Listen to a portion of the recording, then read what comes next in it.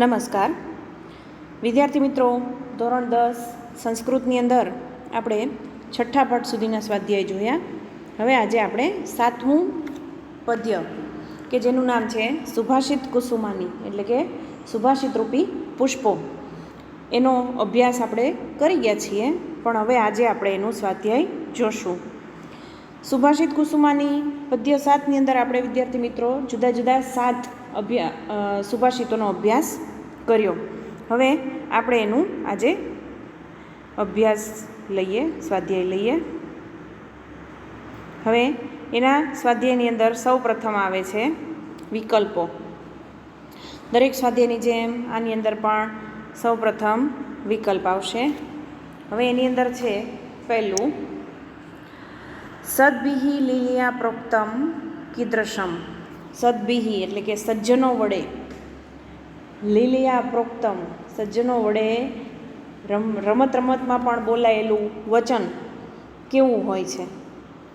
એટલે કે જે સજ્જન માણસો જે છે એ રમત રમતમાં પણ કોઈ પણ વચન બોલી જાય તો એવા વચન કેવા હોય છે. તો એનો જવાબ આવશે તમારે અચલમ. એમાં પહેલું છે અચલમ, એટલે કે એ અચલ હોય છે.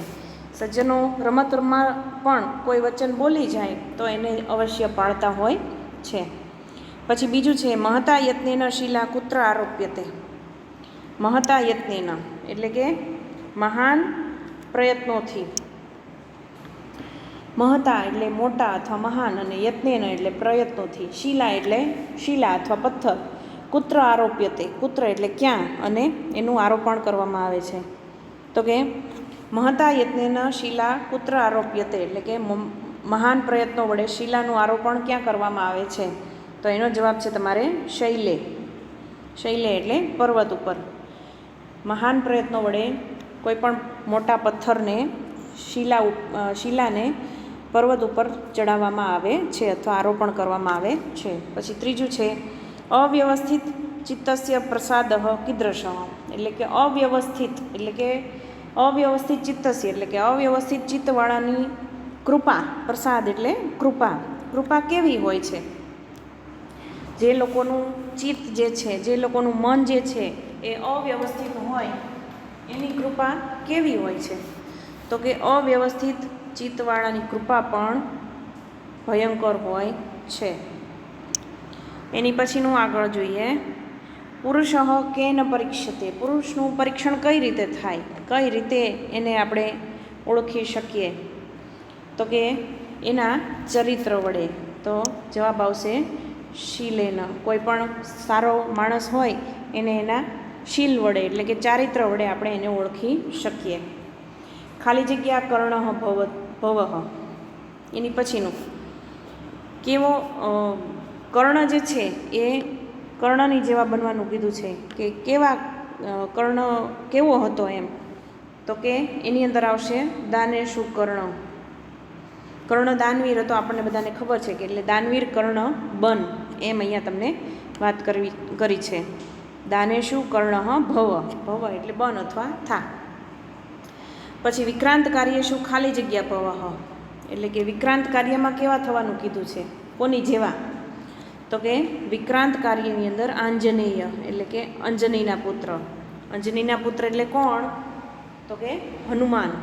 વિક્રાંત કાર્યોની અંદર, મહાન કાર્યોની અંદર અંજનીના પુત્ર જેવા બનવાનું કીધું છે. એની પછી આવશે તમારે 7મું, કઈ કાર્ય ન પ્રારભ્યતે. એટલે કે કોણ લોકો અથવા કેવા માણસો કાર્યનો આરંભ કરતા નથી. ન પ્રારભ્યતે, કેવા માણસો કાર્યનો આરંભ કરતા નથી? તો કે નીચેહી. નીચેહી એટલે કે હલકા લોકો કાર્યનો આરંભ ક્યારેય કરતા હોતા નથી. પછી 8મું છે કે કાર્ય પ્રારભ્ય ન પરિત્યજ્યંતી. એટલે કોણ, કે એટલે કેવા લોકો અથવા કોણ કાર્યનો પ્રારંભ કરીને છોડતા નથી અથવા વચ્ચેથી કોઈ પણ કામ મૂકી દેતા નથી. તો કે એનો જવાબ તમારે આવશે ઉત્તમ જનાહા. જે ખરેખર ઉત્તમ લોકો છે, જે ખરેખર મહાન લોકો છે, એવા લોકો કોઈ પણ કાર્ય પ્રારંભ કરી અને એને વચ્ચેથી અધૂરું મૂકતા નથી.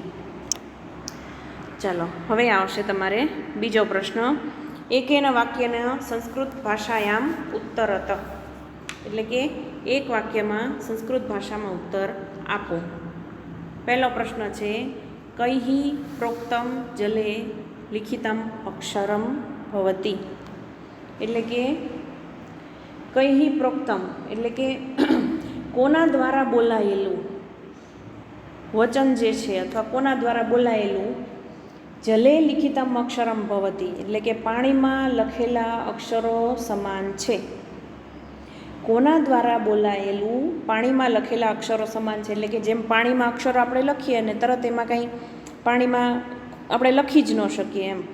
એટલે એનો જવાબ છે અસદ્ભિઃ પ્રોક્તમ જલે લિખિતમ અક્ષરમ ભવતી. એટલે કે અસદ્ભિઃ એટલે કે દુર્જનો વડે બોલાયેલું જે છે એ પાણીમાં લખેલા અક્ષરો સમાન છે. એટલે કે દુર્જનોએ ક્યારેય કોઈ વસ્તુ બોલી હોય તો એનો આપણે વિશ્વાસ કરવો નહીં.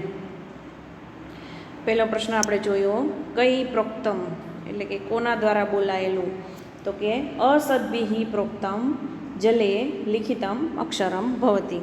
બીજો પ્રશ્ન, શિલા કથમ શૈલે આરોપ્યતે એટલે કે શિલા કેવી રીતે પર્વત પર આરોપણ કરવામાં આવે છે, કથમ અથવા કેવા પ્રયત્નોથી, તો કે એનો જવાબ છે મહતા યત્નેન. એમાં આવશે તમારે શિલા, કથમની જગ્યાએ તમારે લખવાનું મહતા યત્નેન. શિલા મહતા યત્નેન શૈલે આરોપ્યતે. શિલા મહાન પર્વતો વડે, મહાન પ્રયત્નો વડે પર્વત ઉપર આરોહણ કરવામાં આવે છે, આરોપણ કરવામાં આવે છે. એટલે કે કોઈ પણ મોટો પથ્થર હોય એ ખૂબ પ્રયત્નો કરીએ ત્યારે જ પર્વત ઉપર ચડાવી શકીએ છીએ. ત્રીજું છે, ગુણેન કહ પરીક્ષ્યતે એટલે કે ગુણથી કોની પરીક્ષા થાય છે, તો કે ગુણેન પુરુષ પરીક્ષતે એટલે ગુણથી પુરુષની પરીક્ષા થાય છે. એટલે કે માણસની પરીક્ષા થાય છે. માણસ કેવો છે એની પરીક્ષા એના ગુણ ઉપરથી થાય છે અથવા ગુણ ઉપરથી માણસ પરખાય છે. ચોથું છે, કાર્ય પ્રારભ્ય કે પરિત્યજ્યંતી. કાર્યનો પ્રારંભ કરીને કોણ છોડી દે છે, કે પરિત્યજ્યંતી. વિદ્યાર્થી મિત્રો, આ શ્લોકમાં જોયું હતું કે અમુક માણસો જે છે એ કોઈ દિવસ ડરથી કાર્યનો આરંભ કરતા જ નથી. કેટલાક લોકો છે એ કાર્યનો આરંભ કરે અને પછી ક્યારેય પૂર્ણ ન થાય ત્યાં સુધી એને છોડતા નથી, ને કેટલાક કાર્યનો આરંભ કરી દે છે પણ એને વચ્ચેથી છોડી દેતા હોય છે. તો કેવા લોકો જે છે એ કાર્ય પ્રારંભ કરીને છોડી દેતા હોય છે, પરિત્યજ્યંતી એટલે છોડતા હોય છે. કાર્ય પ્રારભ્ય કે પરિત્યજ્યંતી, તો કે એનો જવાબ આવશે તમારે કાર્ય પ્રારભ્ય. કેવા લોકો, તો કે કેની જગ્યાએ તમારે લખવાનું મધ્યમ જનાહ, મધ્યમ લોકો. પરિત્યજ્યંતી એટલે કે મધ્યમ લોકો જે છે એ મધ્યમ જન જે છે એ કાર્યનો પ્રારંભ કરીને એને વચ્ચેથી જ છોડી દેતા હોય છે. ચાલો આગળ. હવે આપણે જોઈએ ચોથું, માતૃભાષામાં ઉત્તર. સુવર્ણની પરીક્ષા કઈ કઈ રીતે થાય છે, તો કે સુવર્ણની પરીક્ષા, જવાબ બોલું છું, સુવર્ણની પરીક્ષા 4 ક્રિયાઓ વડે થાય છે. એક તો ઘસવાથી, પછી એને કાપવાથી, એને તપાવવાથી અને ટીપવાથી. 4 રીતે ઘસવું, કાપવું, તપાવવું અને ટીપવું. સૌ પ્રથમ સોનાને ઘસવામાં આવે, એને કાપકૂપ કરવામાં આવે, એને તપાવવામાં આવે, ગરમ કરવામાં આવે અને એને ટીપવામાં આવે. તો આ 4 રીતે સુવર્ણની પરીક્ષા કરવામાં આવે છે. પછી બીજો પ્રશ્ન છે, આપત્તિમાં અને પ્રતિજ્ઞા પાલનમાં કોને આદર્શ માનવા જોઈએ, શા માટે? તો કે આપત્તિમાં શ્રીરામને અને પ્રતિજ્ઞા પાલનની અંદર ભીષ્મ પિતામહને આદર્શ માનવા જોઈએ. શું કામ? તો કે આપત્તિમાં શ્રીરામને, તો કે પોતાના પિતાજી હતા દશરથ રાજા, એના વચનને માટે રામે જે છે એ પોતાના રાજ્યનો ત્યાગ કરી દીધો હતો, આપણને બધાને ખબર છે. અને પોતે વનવાસ, 14 વર્ષનો વનવાસ સ્વીકારેલો હતો અને વનવાસની અંદર પણ અનેક મહાન કષ્ટો એમણે સહન કર્યા હતા. એવી જ રીતે પ્રતિજ્ઞા પાલનની વાત કરીએ તો પ્રતિજ્ઞામાં ભીષ્મ પિતામહ જે છે એ આદર્શ ગણાય છે. કે દેવવ્રત જે હતો એના પિતા રાજા શાંતનુ, તો શાંતનુને સત્યવતી સાથે લગ્ન કરવાના હતા. તો સત્યવતીના પિતાની માગણીથી સત્યવતીના પુત્રને ગાદી મળે તે માટે દેવવ્રતે પોતે કોઈ દિવસ લગ્ન હું નહીં કરું એવી પ્રતિજ્ઞા લીધેલી. કોણે? ભીષ્મ પિતામહે, કે એના પુત્રને ગાદી મળે સત્યવતીના પુત્રને, એટલા માટે પોતે લગ્ન નહીં કરે એવી પ્રતિજ્ઞા લીધેલી ને એ આજન્મ એમણે બ્રહ્મચારી તરીકે જીવન વિતાવેલું. આવી કઠોર પ્રતિજ્ઞા પણ ભીષ્મ પિતામહે લીધેલી છે. એટલે પ્રતિજ્ઞા પાલનની અંદર ભીષ્મ પિતામહને આદર્શ માનવા જોઈએ. ત્રીજો પ્રશ્ન છે, કાર્યનો પ્રારંભ ન કરનારને કેવા માણસ તરીકે ઓળખવામાં આવે છે? ત્રીજું, કાર્યનો પ્રારંભ ન કરનારને કેવા માણસ તરીકે ઓળખવામાં આવે છે? તો કે જે લોકો વિઘ્નોના ડરથી, કે હું કાર્ય કરીશ એમાં કોઈ વિઘ્ન આવશે, એમાં કોઈ મુશ્કેલી આવશે, એવા ડરથી કાર્યનો પ્રારંભ ન કરનાર જે માણસ હોય એને હલકા માણસ તરીકે એની ગણતરી કરવામાં આવે છે, અથવા નીચ માણસ તરીકે એની ગણતરી કરવામાં આવે છે. બરાબર છે. હવે આવશે તમારે સંસ્કૃતમાં ઉત્તર જોયા, ગુજરાતીમાં ઉત્તર જોયા. હવે તમારે આવશે માતૃભાષામાં અનુવાદ કરીને એનો અર્થ વિસ્તાર કરવાનો છે. પહેલો શ્લોક આવશે એમાં, યથા ચતુર્ભિઃ કનકમ પરીક્ષતે નિર્ઘર્ષણમ છેદનમ તાપતાડનેહિ. એટલે કે જેવી રીતે જે 4 વસ્તુઓ વડે કનકમ એટલે કે સોનું પારખવામાં આવે છે. કઈ રીતે? તો કે જે પ્રમાણે ઘસવું, નિર્ઘર્ષણમ એટલે ઘસવું, પછી છેદન એટલે કાપવું, પછી તાપ એટલે તપાવવું, અને તાડનેહિ એટલે કે ટીપવું. જે પ્રમાણે ઘસવું, કાપવું, તપાવવું અને ટીપવું એ 4 ક્રિયાઓથી સોનાનું પરીક્ષણ થાય છે. તે જ પ્રમાણે જ્ઞાન, ચરિત્ર, ગુણ અને કર્મ, કયા કયા 4? તો કે જ્ઞાન, ચરિત્ર, ગુણ અને કર્મ એ 4 વડે માણસની પરીક્ષા થાય છે. હવે અર્થ વિસ્તારમાં આ શ્લોકને સમજાવવાનું હોય તો તમે કેવી રીતે શું લખો? તો તમે લખી શકો કે આ શ્લોકની શરૂઆતની પંક્તિમાં આપણને કહેવામાં આવ્યું છે કે સુવર્ણને કઈ રીતે પરખવામાં આવે છે તે દર્શાવ્યું છે. તો કે ઘસવું, તપાવવું, ટીપવું વગેરે ગુણોથી સુવર્ણની પરીક્ષા થાય છે. એ જ રીતે સુવર્ણને ઘસીને એ કેટલા ટચનું છે વગેરે, એની ક્વોલિટી, એની પ્યોરિટી વગેરે કેવું છે બધું એ જાણી શકાય છે. એ જ રીતે શ્લોકના બીજા ભાગની અંદર સુવર્ણની માફક જ માણસની પણ પરીક્ષા કરવામાં આવે છે. માણસની પરીક્ષા શેના વડે થાય? તો કે એના 4 ગુણો કયા કયા? તો કે એક તો જ્ઞાન, એનામાં જ્ઞાન કેટલું છે, એનું ચારિત્ર્ય કેવું છે, એના ગુણો કેવા છે, અને એના કર્મો અથવા એના કાર્યો કેવા છે. એ 4 બાબતોથી માણસ પરખાય છે. જો આ 4 બાબતોમાં માણસ જો વ્યવસ્થિત ન લાગે તો કોઈ માણસ એની ઉપર વિશ્વાસ કરે નહીં, અથવા તો એ સારા માણસોની તુલના એની કરી શકાય નહીં. ચાલો હવે બીજો શ્લોક, સેવિતવ્યો મહાવૃક્ષ ફલચ્છાયા સમન્વિત યદિ દેવાત ફલમ નાસ્તિ છાયા કે ન નિવાર્યતે. એટલે કે ફળ અને છાયાવાળા વિશાળ વૃક્ષનું નામ અહીંયા સેવન કરવાનું કીધું છે, કે ફળ અને છાયાવાળા વિશાળ વૃક્ષનું હંમેશા સેવન કરવું. અને એની અંદર જો ક્યારેક એવું પણ બને કે ફળ ન આવે, ક્યારેક એકાદ સિઝન એવી પણ હોય કે એ વૃક્ષની ઉપર ફળ ન આવે અથવા ઓછા આવે, તો પણ વૃક્ષનો છાંયો જે છે એ તો હોય જ છે. વૃક્ષનો છાંયો કોઈ દિવસ જતો નથી. એટલે વૃક્ષના છાયાની તો માણસ એની તો છાયાની નીચે બેસી શકે છે એમ. એટલે કે એના છાયાને કોઈ નિવારી શકતું નથી. એટલે કે ક્યારેક વૃક્ષની ઉપર ફળ ન આવ્યા હોય તો છાંયો તો એનો હોય જ છે.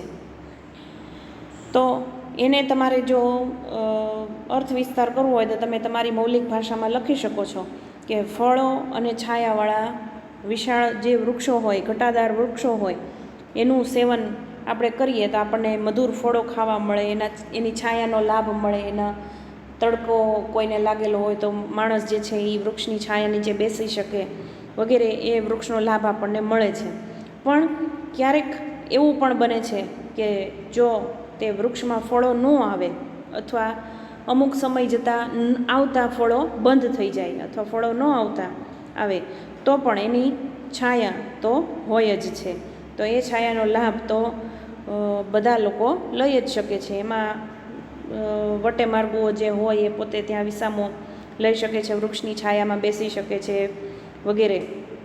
તો મહાપુરુષોનો આશ્રય એવો જ છે કે મહાપુરુષોનો આશ્રય તમે લ્યો તો તમને એમાંથી જરૂર કાંઈક ને કાંઈક મહાપુરુષોમાંથી સારા એવા ગુણો પ્રાપ્ત કરી શકો તમે. એટલે આ રીતે તમે તમારી મૌલિક ભાષામાં લખી શકો. વિદ્યાર્થી મિત્રો, આ જે છે એ તમારે કોઈ પાકું કરવાની જરૂર નથી.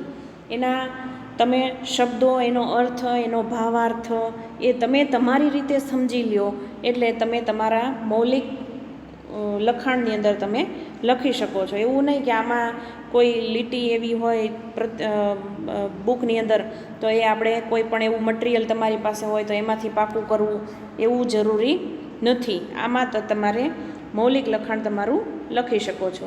એટલે આ જોયું આપણે બીજો શ્લોક, એનો અનુવાદ અને એનો અર્થ વિસ્તાર. હવે આપણે જોઈએ શ્લોક પૂર્તિ. તો શ્લોક પૂર્તિ આપણને આપી છે આપત્સુ રામઃ, અને ત્યારથી લઈને આપણે ભવાંજનેય સુધી શ્લોક પૂર્તિ કરવાની છે. તો પાઠ્યપુસ્તકની અંદર તમને શ્લોક પૂર્તિ આપી છે. આપત્સુ રામઃ, સમરેષુ ભીમઃ, દાનેષુ કર્ણશ્ચ, નયેષુ કૃષ્ણ, ભીષ્મ પ્રતિજ્ઞા પરિપાલનેષુ, વિક્રાંત કાર્યેષુ ભવાંજનય. એટલે કે શું કીધું છે આ શ્લોક પૂર્તિની અંદર? તો કે આપત્તિઓમાં રામ જેવા બનવાનું, પછી યુદ્ધમાં ભીમ જેવા બનવાનું કીધું છે, પછી દાન આપવામાં કર્ણ જેવા થવાનું કીધું છે કે છૂટા હાથે દાન આપવું, પછી નીતિઓમાં કૃષ્ણ જેવું બનવાનું કીધું છે, કૃષ્ણની જેવી નીતિ અપનાવવાનું કીધું છે, પ્રતિજ્ઞા પરિપાલનેશુમાં પ્રતિજ્ઞા પાલનની અંદર ભીષ્મ પિતામહ જેવા થવાનું કીધું છે, અને મહાન કાર્યોની અંદર ભવાંજનેય એટલે કે અંજનીના પુત્ર તમને બનવાનું કીધું છે. એટલે વિદ્યાર્થી મિત્રો, આ રીતે તમે સ્વાધ્યાય જે છે એ તમારી સ્વાધ્યાય પોથીમાં લખી નાખજો હોમવર્કની અંદર. બરાબર છે? તો અહીંયા આપણું 7મું પદ્ય સુભાષિત કુસુમાની એનું સ્વાધ્યાય આપણે પૂર્ણ કરીએ છીએ. આભાર.